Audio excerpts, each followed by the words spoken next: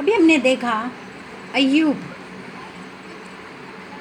का सारा सामान, सारे भेड़ बकरी चरवाहे, जितने चरवाहे, नौकर चाकर और बेटे बेटियां नाश हो गए, परंतु परमेश्वर को उसने अपशब्द नहीं कहे।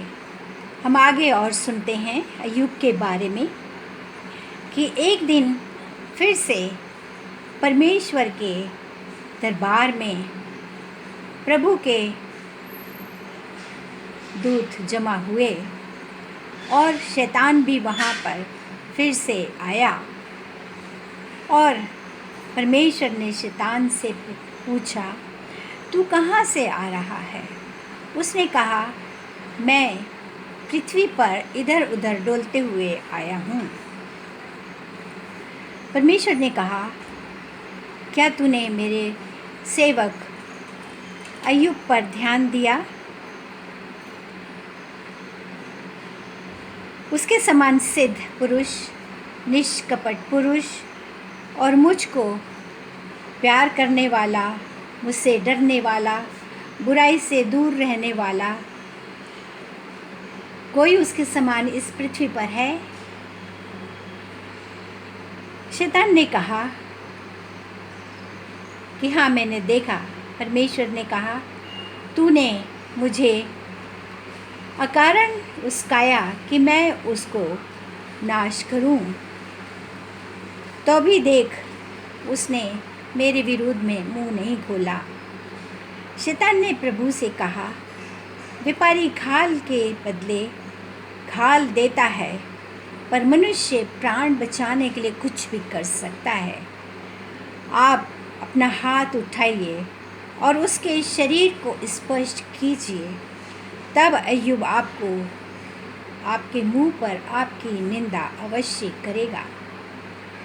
प्रभु ने शैतान से कहा, अच्छा, मैं उसको तेरी अधिकार में देता हूँ, उसका प्राण मत छूना। तब शैतान परमेश्वर के दरबार से चला गया और शैतान ने अय्यूब के सिर से पैर तक घिनौने फोड़ों से भर दिया। अय्यूब अपना शरीर खुजाने लगा। उसने अपना एक ठीकरा लिया और अपना शरीर खुजाने के लिए नगर से बाहर राख के ऊपर बैठ गया। उसकी पत्नी ने उसके पास आकर कहा, कितनी परेशानी आ चुकी, पर तुमने परमेश्वर को अपशब्द नहीं कहे।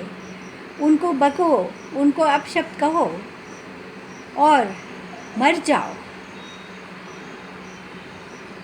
उसने कहा, ओ मूर्ख स्त्री, कब तक इस तरह की मूर्खतापूर्ण बातें करती रहेगी? क्या हम परमेश्वर के हाथ से केवल सुख ही सुख भोगें और दुख ना भोगें?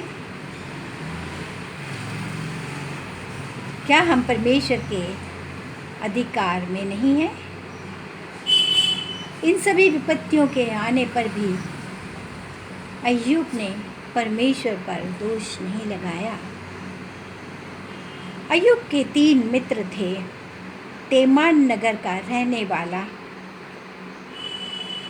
एलीपस, शूही नगर का रहने वाला बिलदाद और नामाह नगर का रहने वाला सोपर। जब तीनों ने ये अय्यूब के बारे में सुना तो उन्होंने सोचा, अय्यूब के पास शोक मनाने के लिए जाना है, और वो उनमें इतनी हिम्मत नहीं थी कि वो अकेले अकेले जाएं, और उन्होंने एका किया और कहा कि हम अय्यूब के पास शोक मनाने के लिए एक साथ जाएंगे।